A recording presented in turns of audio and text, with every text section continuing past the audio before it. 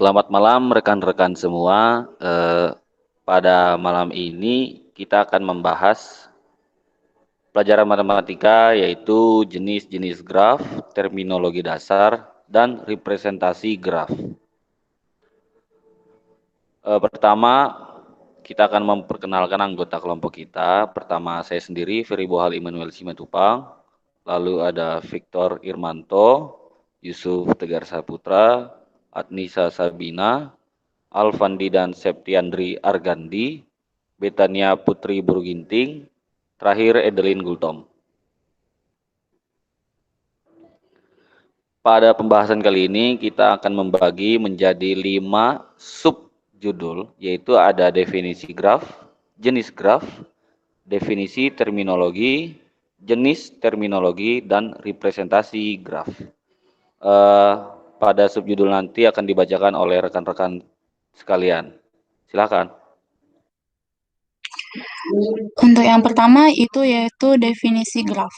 Graf merupakan representasi dari suatu permasalahan dengan menggunakan objek berupa lingkaran atau simpul atau node, di mana setiap lingkaran tersebut dapat terhubung satu sama lain menggunakan sekumpulan garis sisi atau edge.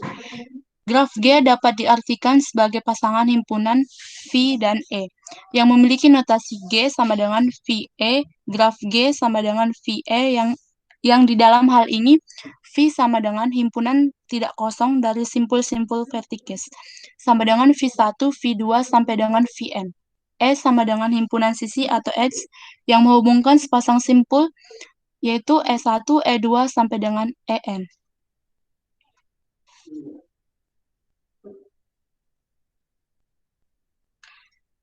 Dari contoh gambar 2 ini, kita dapat tahu G1-nya itu grafnya V-nya itu 1, 2, 3, dan 4. Nah, untuk E-nya itu, E itu kan untuk membentuk simpul, di mana yang untuk membentuk simpul itu ada 1, 2, 1, 3, 1, 4. 1, 2, 3. 1, 4 itu bukan termasuk karena dia tidak bisa membentuk simpul, dan garisnya itu berjauhan. Nah, untuk G2-nya itu, V-nya sama dengan 1, 2, 3, dan 4. E-nya itu 1, 2, 2, 3, 1, 3, 1, 3, 2, 4, 3, 4, dan 3, 4.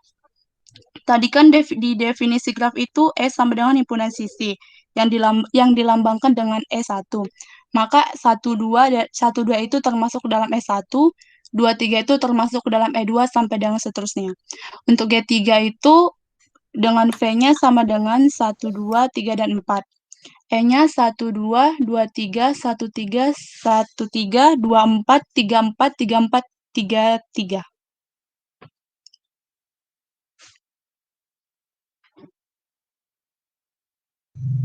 Lalu kita bisa lihat kalau di Y2 ada sisi yang sama, yaitu ada sisi E3 dan E4, di mana simpulnya itu terdiri 1,3 dan 1,3 juga.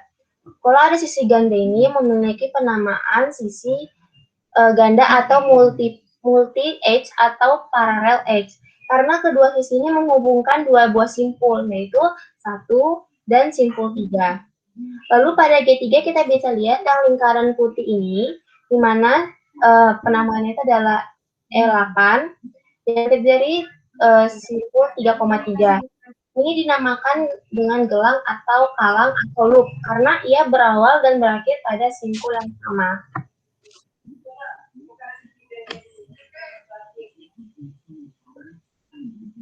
Graf dapat dikelompokkan menjadi beberapa kategori atau jenis. Itu bergantung pada sudut pandang pengelompokannya. Pengelompokan graf dapat dipandang berdasarkan ada tidaknya sisi ganda atau sisi kalang, berdasarkan jumlah simpul, atau berdasarkan orientasi arah pada sisi. Sekarang kita akan membahas golongan graf berdasarkan adanya gelang atau sisi gandanya. Pertama, ada graf sederhana. Graf sederhana itu merupakan graf yang tidak mengandung gelang maupun sisi ganda. Itu jadi contohnya G1. Graf sederhana itu mempresentasikan jaringan komputer. Simpul menyatakan komputer, sedangkan sisi menyatakan saluran telepon untuk berkomunikasi. Saluran teleponnya dapat beroperasi pada dua arah. Lanjut, ada graf tak sederhana. Di graf tak sederhana itu, kita bisa mengatakan dia graf tak sederhana jika mengandung sisi ganda atau gelang. Ada dua macam graf tak sederhana, yaitu graf ganda sama graf semu. Kalau graf ganda itu adalah yang mengandung sisi ganda, seperti namanya, dan graf semu itu adalah graf yang mengandung gelang atau loop. Kalau graf ganda contohnya adalah yang tadi G2, sementara graf semu contohnya yang G3. Lanjut, Bi. Kemudian kalau berdasarkan orientasi pada arah, grafnya juga dikelompokkan jadi dua jenis lagi. Yang pertama ada graf tak berarah, dan yang kedua ada graf berarah. Graf tak berarah itu sisinya tidak mempunyai orientasi arah. Pada graf tak berarah, urutan pasangan simpul yang dihubungkan oleh sisi tidak terlalu diperhatikan. Contohnya graf tak berarah itu tadi yang ada G1, G2, G3, itu semuanya graf tak berarah. Lanjut, ada graf berarah. Graf berarah berarti dia itu punya arah grafnya. Diberikan orientasi arah. Graf arah juga bisa kita sebut busur atau arch. Dan pada graf arah itu menyatakan U, V sama V, U itu menyatakan dua busur yang berbeda, di mana U dinamakan untuk simpul asal dan V dinamakan untuk simpul terminal. Di sini ada contohnya di mana kalau G4 itu adalah contoh graf berarah dan G5 adalah contoh graf ganda berarah. Lalu, di sini ada tabel yang memudahkan kita untuk mengerti perbedaan dari graf-graf sendiri. Di mana jenis graf sederhana itu sisinya tidak berarah. Sisi gandanya tidak diperbolehkan dan sisi gelang tidak diperbolehkan. Lalu ada graf ganda, itu sisinya tak berarah, sisi ganda diperbolehkan, sisi gelang tidak diperbolehkan. Lalu ada graf semu.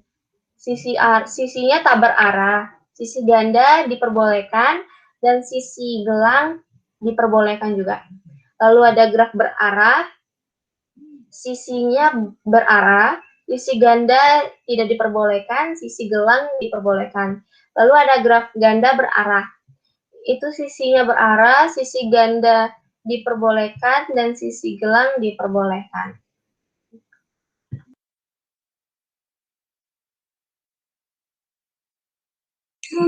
Selanjutnya itu definisi terminologi. Terminologi atau peristilahan adalah ilmu tentang istilah dan penggunaannya. Istilah adalah kata dan gabungan kata yang digunakan dalam konteks tertentu. Kajian terminologi antara lain mencakup pembentukannya. Jadi dengan kata lain, terminologi itu ialah istilah. Contoh graf pada gambar 8.11 akan digunakan untuk memperjelas terminologi yang akan dibahas.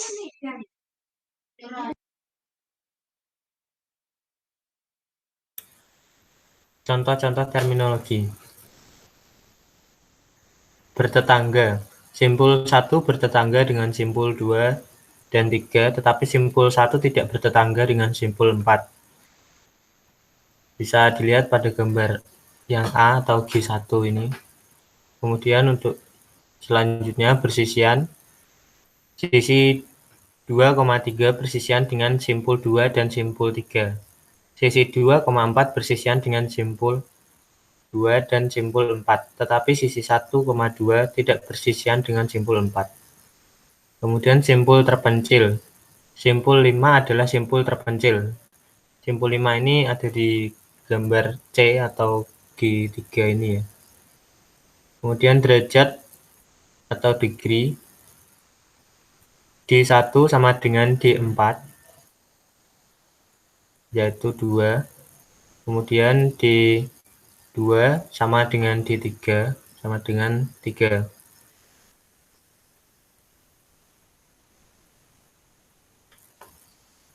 Contoh yang selanjutnya yaitu lemma jabat tangan atau handshaking lemma. Jumlah derajat seluruh simpul graf pada gambar A D1 ditambah D2 ditambah D3 ditambah D4 sama dengan 2 ditambah 3 ditambah 3 tambah 2 sama dengan 10. Sama dengan 2 kali jumlah sisi. Sama dengan 2 kali 5. Jumlah derajat seluruh simpul graf pada gambar B. D1 ditambah D2 ditambah D3 sama dengan 3 ditambah 3 ditambah 6 sama dengan 10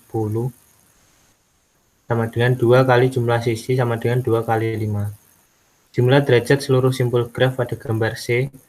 D1 ditambah D2 ditambah D3 ditambah D4 ditambah D5 sama dengan 2 ditambah 2 ditambah 3 ditambah 1 ditambah 0 sama dengan 8 sama dengan 2 kali jumlah sisi sama dengan 2 kali 4.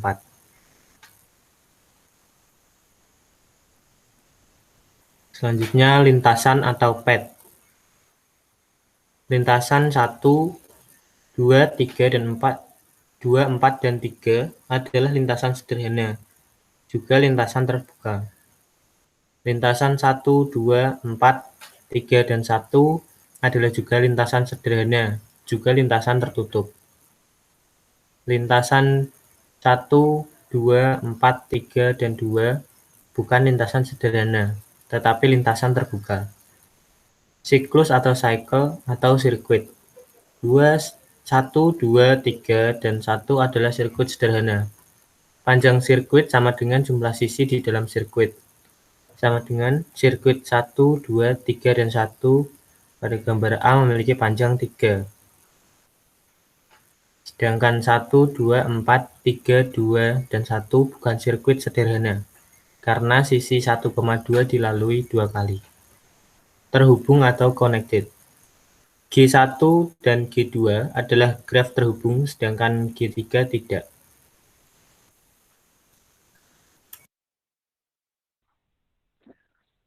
Jenis-jenis terminologi. Menurut modul karya Rinaldi Munir yang berjudul Matematika Diskrit, terminologi dasar graf terbagi menjadi 12, yaitu yang pertama ada bertetangga atau adjacent. Misal dua buah simpul pada graf tak berarah G dikatakan bertetangga bila keduanya terhubung langsung dengan sebuah sisi. Dengan kata lain, U bertetangga dengan V jika UV adalah sebuah sisi pada graf G. Yang kedua, persisian atau insiden. Misal sembarang sisi E dikatakan bersisian dengan titik U dan titik V. Yang ketiga, simpul terpencil atau isolated vertex. Titik terpencil adalah simpul atau titik yang tidak mempunyai sisi yang bersisian dengannya. Atau dapat juga dikatakan bahwa titik terpencil adalah titik yang tidak satupun bertetangga dengan titik-titik lainnya. Yang keempat, ada graf kosong, null graf atau M3. Graf yang himpunan sisinya merupakan himpunan kosong disebut sebagai graf kosong dan ditulis sebagai NN. Yang dalam hal ini N adalah jumlah simpul atau titik. Yang kelima ada derajat atau degree. Suatu simpul pada graf tak berarah adalah jumlah sisi yang bersisian dengan simpul tersebut. Yang keenam ada lemma jabat tangan atau handshaking lemma. Jumlah derajat semua simpul pada suatu graf adalah genap, yaitu 2 kali jumlah sisi pada graf tersebut.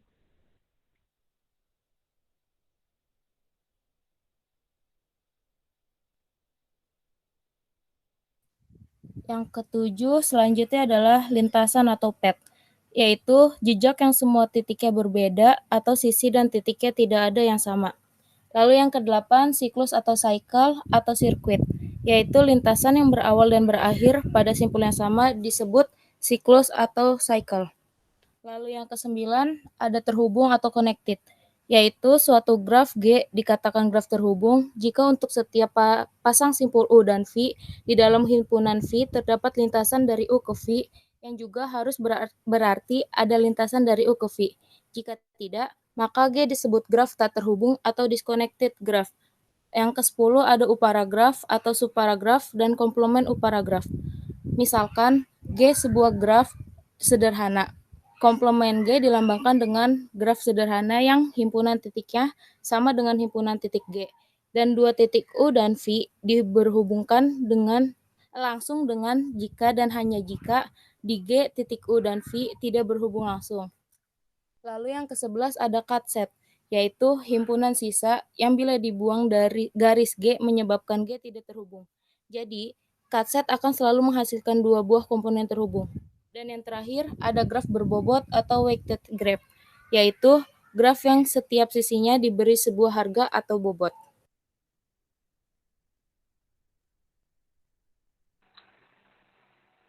Representasi graf. 1. Matriks ketetanggaan. Bernilai 1 jika simpul I dan J bertetangga. Sementara akan bernilai 0 jika simpul I dan J tidak bertetangga. Contohnya, yang B simpul terpencil, yang C simpul ke arah. Lanjut.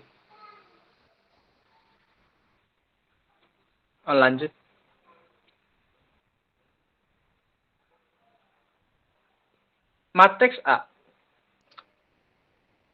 Matriks A yaitu matriks ketetanggaan mempunyai tetangga 2 dan 3. Maka terlihat pada kolom 2 dan 3 mempunyai nilai 1, sedangkan yang lain bernilai 0. Sementara yang B, matriks ketetanggaan simpul 5 tidak ada, sehingga ia memiliki nilai 0.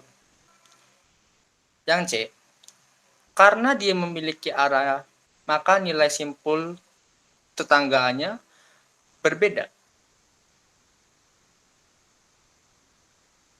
Tergantung arah.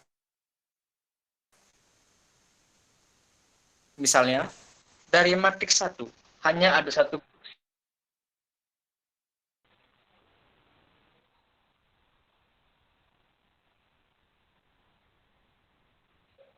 Lanjut.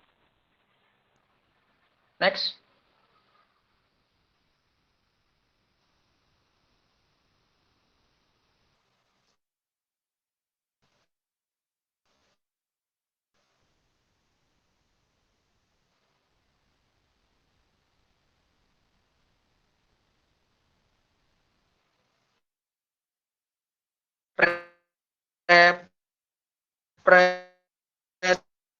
Representasi ini adalah PN pangkat 2. Keuntungan representasi ketetanggaan adalah elemen matriksnya dapat diakses langsung melalui indeks dan dapat langsung menyimpulkan apakah simpul I dan J bertetangga. Saya akan menjelaskan graf loop yang di atas. Nah, karena graf tersebut adalah loop, dia juga ada sisi ganda. Jadi, untuk yang bernilai ganda akan bernilai 2. Contoh, simpul 1. Dia memiliki dua sisi ke arah simpul 3, maka dia bernilai 2. Sedangkan ke simpul 2, satu saja. Perhatikan simpul 3. Simpul 3, dia memiliki loop. Sehingga loop ini akan bernilai 1, karena loop ini hanya pada diri sendiri. Lanjut. Next. Derajat tiap simpul, yaitu untuk graf tak berarah. Menjumlahkan semua nilai pada baris tersebut.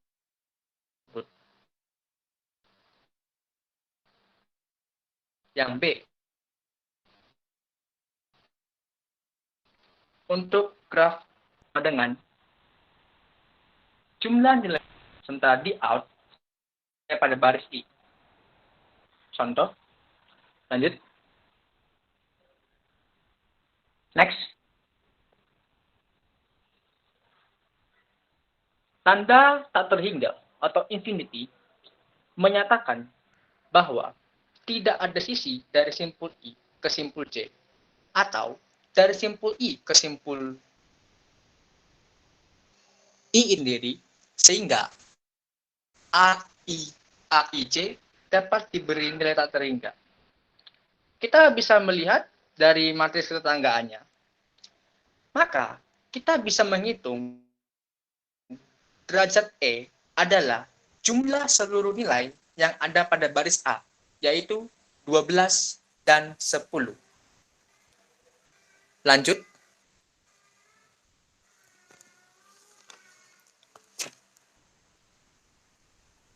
Representasi graf matriks bersisian atau indensi matrix akan bernilai 1 jika simpul I bersisian dengan J, sementara akan bernilai 0 jika simpul I tidak bersisian dengan simpul J. Mari kita contohkan gambar 8.33 ini. Simpul 1 atau di sebelah kiri bersisian dengan sisi E atau yang sebelah atas, sisi 2, sisi E2, dan sisi E4. Maka, dia lanjut.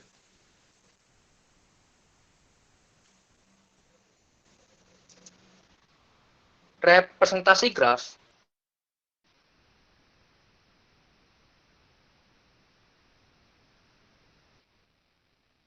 menggunakan senario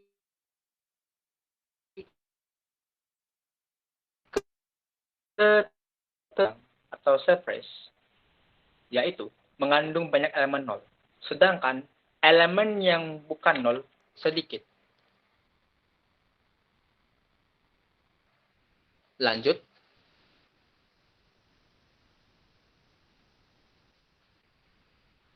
Contohnya, pada matriks A, simpul 1 memiliki tetangga 2 dan 3. Sementara pada matriks B, simpul 5 dan memiliki tetangga. Maka dia bernilai. Sementara yang C, karena dia merupakan sebuah graf berarah, maka yang dihitung sebagai tetangga hanyalah simpul yang dituju akan simpul tersebut. Contoh, simpul 1 hanya ada satu sisi keluar ke simpul 2, maka tetangganya hanyalah 2.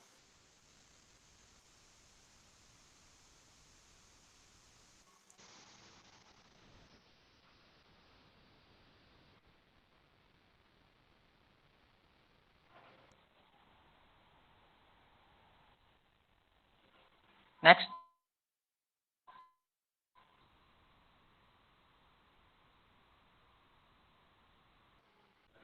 Itulah tadi presentasi dari kelompok 2 mengenai jenis-jenis graf, terminologi dasar, dan representasi graf. Terima kasih buat rekan-rekan sekalian. Sekian. Selamat malam.